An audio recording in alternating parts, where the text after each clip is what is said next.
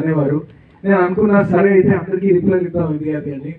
So social మీడియాలో కొన్ని మెసేజ్లు కానీ ఫేక్ ప్రొఫైల్స్లో, ట్విట్టర్లో కమెంట్లు కానీ, ఎస్పెషలీ ఇన్స్టాగ్రామ్లో నాకు వచ్చే మెసేజ్లు ఫస్ట్ ఎవరో ఒకటి హాయ్ పెడతాడండి.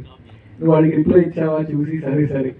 బట్ మనం ప్రతిసారి అందరి మెసేజ్లు చూడడం వచ్చే వేల మెసేజ్లో హాయ్ తర్వాత ఒక 2 రోజులు ఆగుతాడు వాడు, అయిన తర్వాత ఇంకో మెసేజ్ పెడతాడు, అన్న ప్లీజ్ దేర్ రిప్లై అని. దానికి నువ్వు రిప్లై ఇవ్వలేదంటే ఇంకో మెసేజ్ ఉంటుంది, కలిసిందా పడుకోని అప్పుడే ప్రతిగా ఇది అది అని.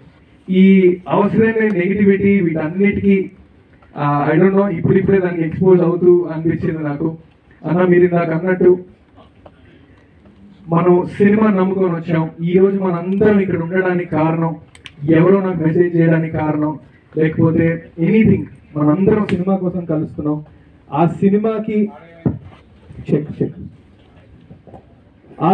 మనం జెన్యూన్గా ఉంటే, మనం దేనికోసం అయితే అందరం కలిసామో దానికి మనం జెన్యూన్గా ఉంటే మనకు రావాల్సింది మనకు వస్తుంది అని నాకు గట్టి నమ్మకం.